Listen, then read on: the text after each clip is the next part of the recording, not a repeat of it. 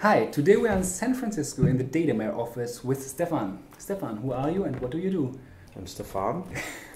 I'm the founder of Datameer, and I have the pleasure and honor to lead this amazing company. We are in the big data analytics space, and what is considered a hyper-growth company. It's a super hot space, obviously, very early here. We, at this point, 120 people, but I don't know, we hire a couple, 3 to 5 people a week, I guess. Not too bad.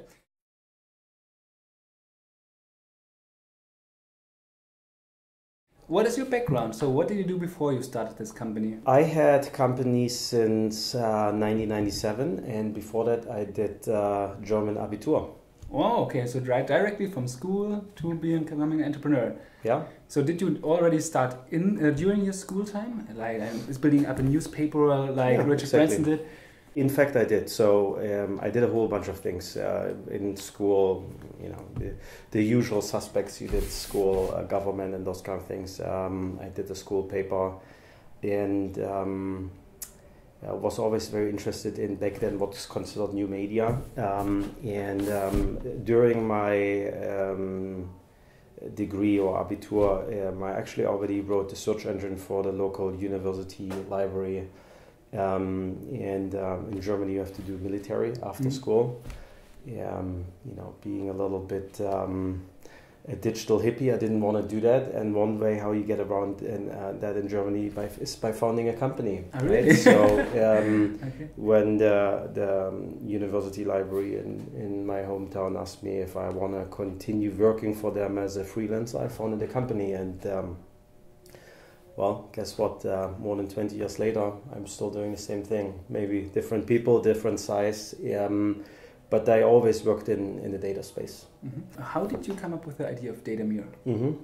Doing high tech in Germany is very difficult. In fact, I tried that for 10 years before I relocated to Silicon Valley, where things work a little bit different, as you can imagine. What is very prominent and very active in Europe is the open source scene. So I was a very active contributor to a whole bunch of open source technologies, and one of them was a search engine. Surprise, surprise, that's my background. And the search engine called Nudge eventually spun off the storage and compute framework called Hadoop. So I was one of the first 3 guys that basically started Nudge and then Hadoop, so to say. And Hadoop very quickly developed into a very disruptive technology. Today it's considered a $20 billion market. But back then, I was sitting in my living room on my laptop writing code and thinking, oh, this is pretty cool. So, again, I always built companies. I always kind of worked on really cool technology, mostly open source, and then offspring commercial technology from that. Hadoop turned into a really big market for us, so it was logical to build Datameer, what is kind of a BI, a business intelligence, data analytics product on top of a next generation storage and compute platform. So Hadoop is kind of the new Oracle, so to say, right? And what we do is we help to integrate data into the system. We make it super simple to analyze and visualize data. And with that, we're helping companies to have hundreds of millions of dollars return of investment. So, we have 5 of the 7 biggest banks in the world using our product, all credit card companies, or the top 3 credit card companies. We cover 90% of all credit card transactions that go to our product in the world. We work with the top 3 telecommunication companies in the world. We in the biggest German retailer, in the top or second biggest US retailer. I can go on, right? So it's very interesting to see what difference people can do by looking into data and finding insights. What are the major difference between starting a company in Germany and starting or expanding it in the US? So we still have engineering in Germany. I strongly believe in, I mean, that sounds maybe cheesy, but engineered in Germany, right? So I think we have fantastic human resources in Europe in general, right? And the problem is a little bit we have a crusty economic environment, right? The major funding of government or private investments go into like larger companies. I think Berlin wakes up a little bit. There's a neat startup scene, but it's not anywhere close as Silicon Valley. So our model at Datameer is we had a German company for a while, as I described, and then I went to Silicon Valley and I kept our engineers. And we did good business, right? So we had Apple as customer, AT&T, Verizon, and so on and so on. We did really well here. And that made clear for us that what we need is a United States-based go-to-market strategy. So when we converted our old company into what is Datameer today, our headquarters was in Silicon Valley.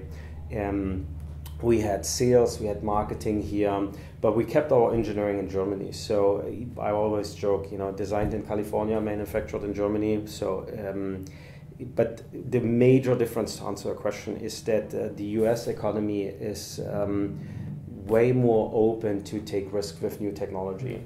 Our first customer was Visa, our second customer was JP Morgan, right? When the 10 years before I was knocking on any German company, they asked me, are you working for Oracle? No. Are you working for Microsoft? No. You working for IBM? No. Well, there's the door, right? So where here they see new technology as a unique competitive advantage. Big banks, they have, a few $1 million a year, let's say $1 million, and then they divide it by 10, and then they invest $100,000 in like 10 crazy new little startups and see if they can get a competitive advantage. And if their technology is promising, they really partner with those companies. They drive their roadmaps, they help those companies to grow. And that's really interesting because as a startup, you want to work very closely with the market. Developing a product in isolation will never work, right? It's you spend 2 years and it will just implode. But partnering with those big companies and see what are their problems, how can we solve them, really gives you the chance to build a relevant product for the market. And again, you get early customers that pay few of your bills, and that said, the sales cycles are shorter, people are more open. Germany and Europe in general is around 3 to 5 years behind any kind of big adoption of new technology. What is interesting though is that they then buy the distance. So they are then not messing around, they don't try to build themselves, but they really just buy a commercial tool. So I can only highly recommend to develop your technology in Germany. That's most likely will provide you great technology, very innovative, but bring it into a market where you have a much lower barrier to entry. And United States is one of them. Great. Let's talk about your business model. Can you briefly describe how the business model works? What are the customer segments that we are serving? You described them shortly. And what is really the value proposition that you're offering? So we have a classical enterprise software business model, right? We have inbound and outbound marketing campaigns that drive leads. Those are then touched by a team that we call account development group. Those qualifying those deals, what you want to ask there is, do you have a budget? Do you really have a problem we can solve, right? Sometimes everything looks like a nail if you have a hammer, so you need to be very careful. The biggest mistake that a lot of entrepreneurs doing is, oh my God, this is this really big company and they kind of interested, and they go into a death spiral of engaging with someone that has no budget, has no problem you really can solve. Again, the biggest mistake is qualifying. You need to talk to 100 people to find a tree that you really can sell to. How did you check this? Are you really asking, what is your budget for this? Or is there some kind of circumventing then and getting this information indirectly? Yeah, there's plenty of sales books, right, that will walk you to the psychology of sales. Asking bluntly is a good idea, right? If you find the right person, so-called champion or change agent in the organization, that change agent will help you, right? Because you have maybe a disruptive technology that solves a problem. If not, you should check your product, right? So if you truly believe you can help someone solving or improving something, then you need to find that person that believes in you. And then you work with that person and say, okay, look, I'm sorry, we're a small company, we can't afford to mess around the next 6 months. Is there really something, who do I need to speak with that makes the decision, right? Most likely the guy that brings you in doesn't have the checkbook or has the decision-making authority. So you need to identify the players in the company. Most likely you have to do a map, who's influencing who, right? What are usually in big companies, what are the political plays? Oh, it's this business user versus this IT user. He wants to have his Oracle technology. He wants to have this new technology. You have to figure this out. Who I have to talk to above those guys to really get them aligned.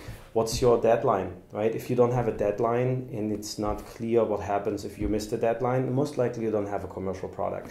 Anyhow, so there's a whole bunch of qualification questions that you have to do. Happy to go into more detail, or call me if you want to have advice.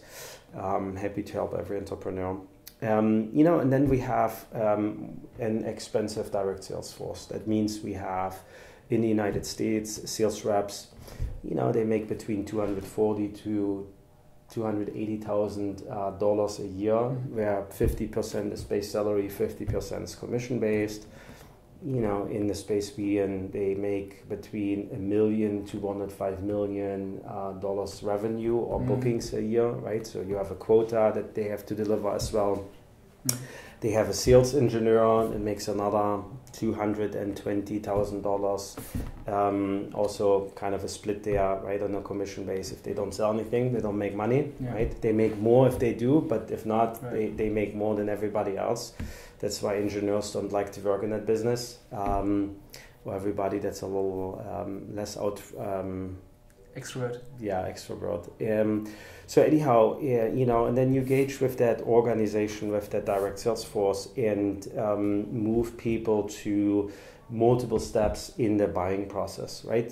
There's two things. You need to have a sales process, and you have and every customer has a buying process, and you need to understand that buying process and really map this to each other. Right, so as a sales organization, you need to know what are the personas that I have to work with, what are their objections, how do I handle their objections, what is their job, what are their biggest concerns, how can I position my product that I address those concerns, all those kind of things. And then usually, you get to an area of interest where you create interest in the organization, you map the organization, you get to know the different players, you go to a process of validation, you need to prove that you can do what you promise. Usually it's called a proof of concept if you do technology, and then you go to a business justification because you're most likely asking for a price that, seems high for the customer. If not, you have the wrong pricing, right? The perfect pricing, as program says, is what people pay but complain about. So most likely you go to a business justification process where you then have to prove, okay, well, if we improve 10% of this business process, right, that saves you $1 million. So it's okay, I'm asking for $100,000 from you. That's a whole bunch of presentations and a few spreadsheets you deliver to the customer, and then they eventually say yes or no. Then you make a deal, and making a deal means you go to 30, 50 pages of legal documents, especially as we work with big companies, and then you close the deal and you charge. It's interesting enough. For more than 10 years I always was very blonde and thought, I just built this great technology and it will sell itself, right? It's click-through, it's online, it's software as service. If you want to build a real company, the process I just described, especially for enterprise software, obviously consumer is different, but enterprise software, that's how it works. Putting out the website and waiting until people come, not going to happen. And what are the typical sales lead times? In our business, it's a half year, right? First touch to close. And it very much depends on the deal size. So if we make a multi-million-dollar deal, it will take more than 12 months, right? If we do a 100K or less deal, sometimes we compress that to, a couple, 3 months.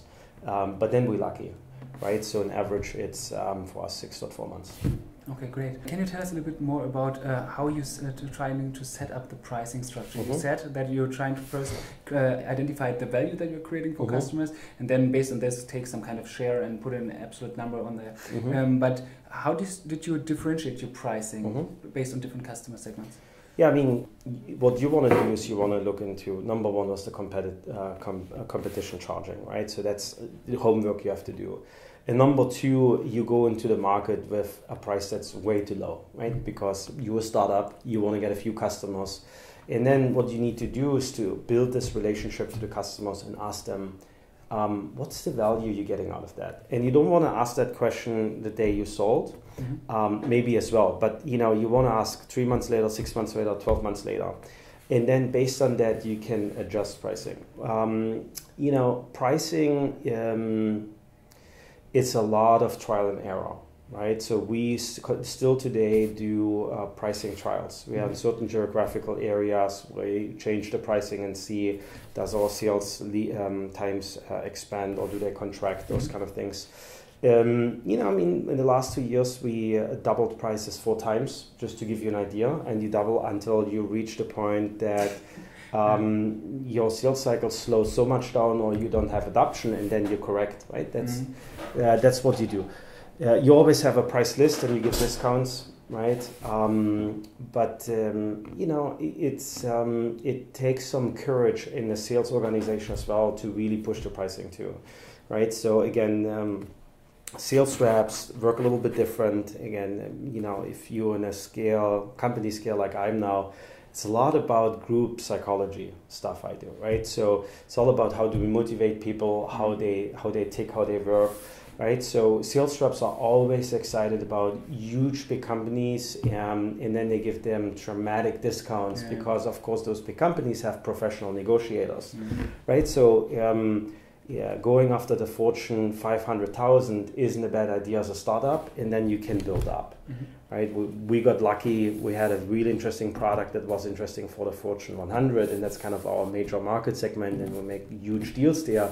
But historically, my experience is, you want to start with a high volume, lower touch model, and maybe you get to skim the top, right? Where you go in there, then you expand the deals. So you also want to consider kind of upsell team, not just the sales team hunters that just hunt for deals, but also what's considered farmers that really then expand deals, and a renewal team and so on. So that you get into the door and then you put as many users or as many use cases onto the platform that you just sold to them. Anyhow, so there's different strategies around that, and pricing is a tricky one. It's related to your strategy, right? I definitely recommend to have lower pricing and then work on a land and expand kind of thing. So lower the barrier to entry to get the logos and then expand within the accounts. Okay, great. Stefan, let's talk about corporate strategy. What do you think is the competitive advantage of Datameer? I believe there's kind of only 3 different kind of companies, right? Company number 1 is using Moore's law, and right, Moore's law is every 18 months hardware capacity doubles to an advantage to optimize processes. That's the strategy we're in. The second category is you take out a middleman. And most likely you get to kind of an infrastructure technology that you can do this. That's like Uber, right? Where they take out not the cab driver, but actually the cab company in the middle that used to make a lot of money. Or think about iTunes, they took out the music labels in between. Or Amazon now with their publishing, they take out the publishing houses, and so on and so on. So that's taking out the middleman and another optimization. And then there's the Instagram, the Facebooks, and the eHarmonies and the Tinders of the world. I leave to you what kind of category that is, right? That's all around playing with our, most fundamental human needs. So again, we kind of in the first category, and what we do as a product is we disrupt the way people used to do data analytics. We significantly shorten the time to insight with our product by changing the way you do it. And the way we can do this is we have this new storage and compute platform that delivers storage and compute at a cost that is ridiculously low compared to what you had before. Right? So what we can do with this is by throwing cheap hardware after the process, we shrinken time to insights from 12 to 18 months with historical kind of data analytics technology where you had ETL, you had data warehousing, and you had BI on top. We put this all into one product, and now we have, $100 million ROI within 8 weeks in a single person in the biggest, one of the biggest telcos in the United States, for example, right? Or a very big German telco had similar ROIs, also within just 6 weeks and a single person. Tremendous ROIs in very short. And if you think about this, right, the price of hardware is going down and down, but the price of people is going up and up. On the other hand side, we have less and less time to make decisions, but the complexity of data is going up, right? So there's two catalysts here that really drive our business, and that's our strategy to go after and taking the advantage of lower storage and compute, higher price for human beings, and more complexity in data, more data sources, more structured and unstructured data, but then again less time to have that you have to get insights out of that, and that's kind of the direction we're going. Okay, great. Stefan, what market trends can you identify in the big data industry? It's really interesting. So I personally went to maybe 3 of what is called kind of the Gartner hype cycle or crossing the chasm technology adoption waves in my life. I had the search engines technology, I had the EGB application server. I worked at JBoss early on as well. So you always see the same thing, right? Hardware gets to a certain majority that it enables a next generation of platform. And based on that, you can build next generation applications. And on top is next generation solutions, right? And solutions are usually very use case or very vertical focused. So, obviously, HP, Dell, and Intel are in the hardware business. In our space, you have Cloudera, Hortonworks, Map are in the platform business. And now Oracle and Microsoft and SAP jumps on that as well. Again, they obviously late adopter. And they always have what's called the innovator's dilemma problem. They always have to kill their cash cows to get to the next generation. And then we are on that enterprise application layer, right? We are the second closest to the checkbook, to the problem. What helps, right? Platforms are very quickly commoditized. They sell earlier. So if you have that technology wave, the Clouderas, the MapRs, the Hortonworks, they're getting bigger faster. But if you look over a period of maybe 10, 15 years, the application and the solution business will make the most money. So we are here and we're reaching a little bit into solution where for our product specifically, we work in finance, we work in retail, we work in telco. And then we have a bucket that we call emerging, right? It's the Squares, the Kabams, the Workdays that using our product.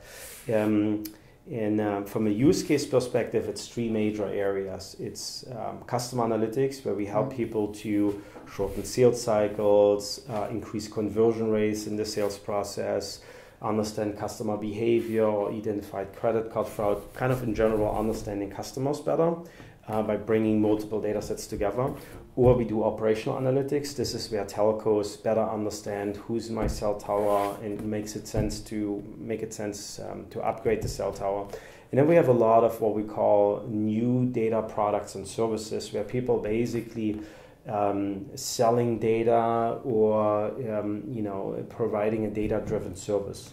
In selling data, I don't mean with that specifically like personal data, right? This could be geographical data to do research for natural resources. This can be, in general, market data or whatever. You usually have to pre-process and really, package that that stuff. Data is like raw oil. Data is the new oil, right? It needs to go to a refinery process before you get really to the insights that you then can sell. When you look at the different industries, can you identify different adoption rates in those industries? Always you can. I mean, this is true for everything, right? You will always have kind of the concept is called crossing the chasm. And you can apply this to different industries because you have industries that are adopting early on, you have industries that are adopting later. Finance historically, especially in the area we are early adopters, right? So the investment banks of the world, the high frequency traders, will have you.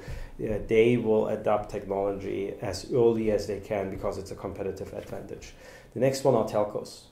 Right? Telcos also will adopt technology as early as they can. They're a little slower moving than finance, and then we have retail because retail right now is under high pressure.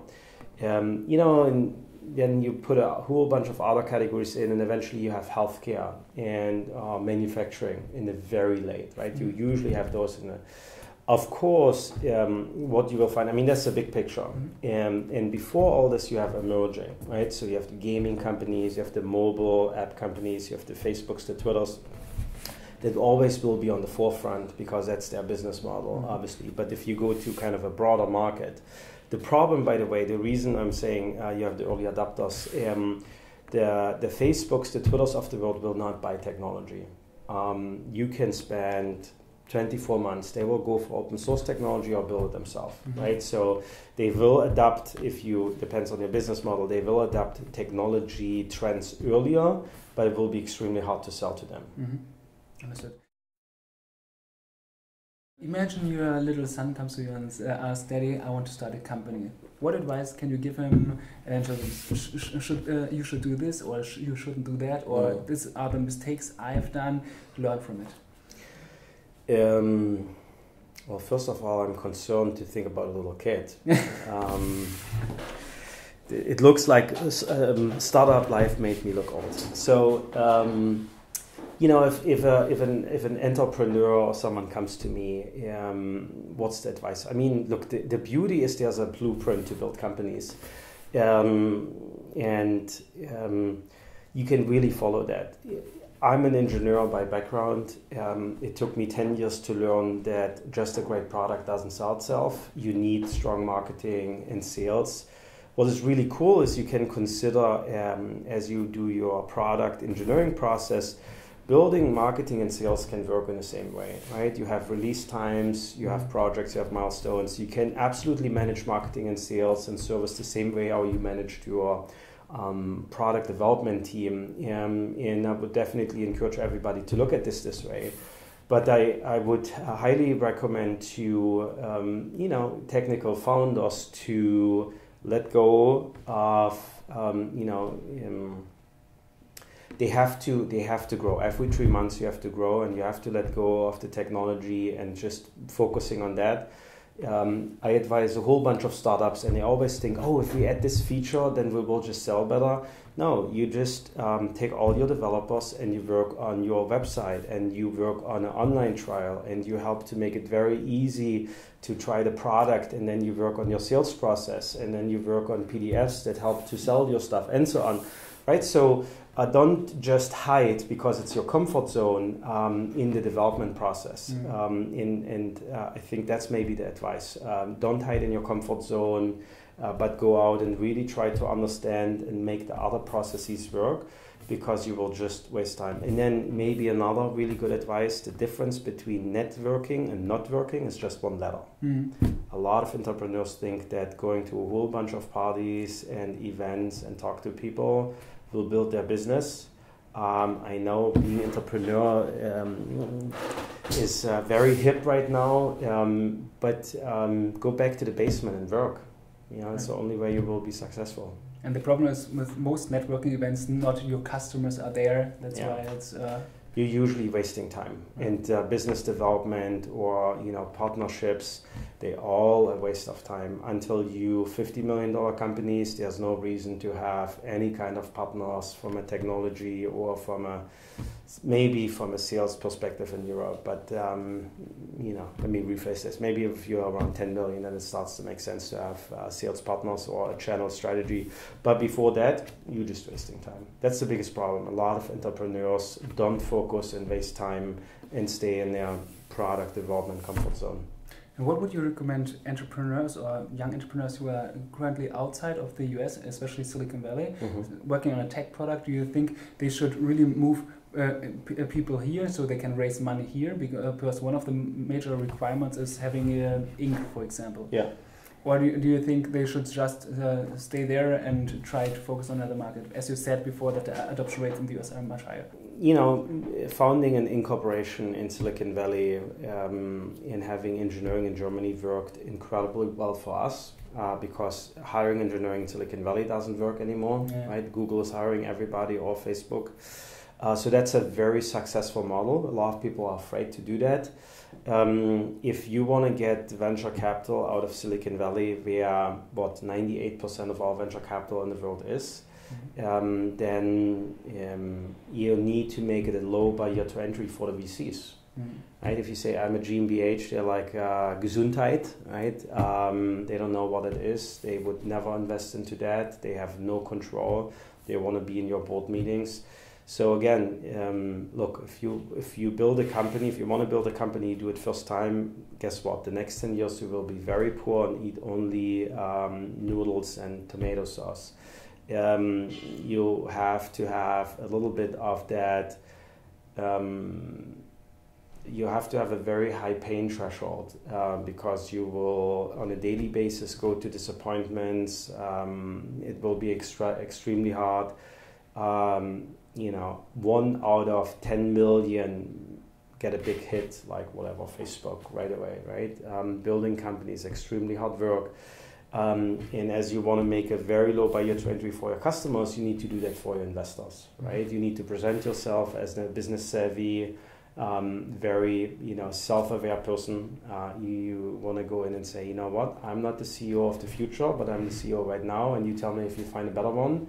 And I will be the biggest shareholder because I had the idea, but let's build a great company together, right? So that's kind of the message you want to give to the VCs. You want to look to find a product with the product market fit. And again, you want to build a structure that is easy to invest in. If your structure has intellectual property in Germany and then you have a subsidiary in the United States, very difficult to invest in. Great.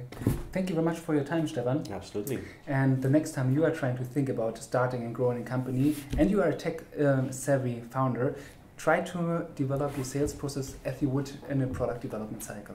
Thank you very much. Cool. Thank you very much, Stefan.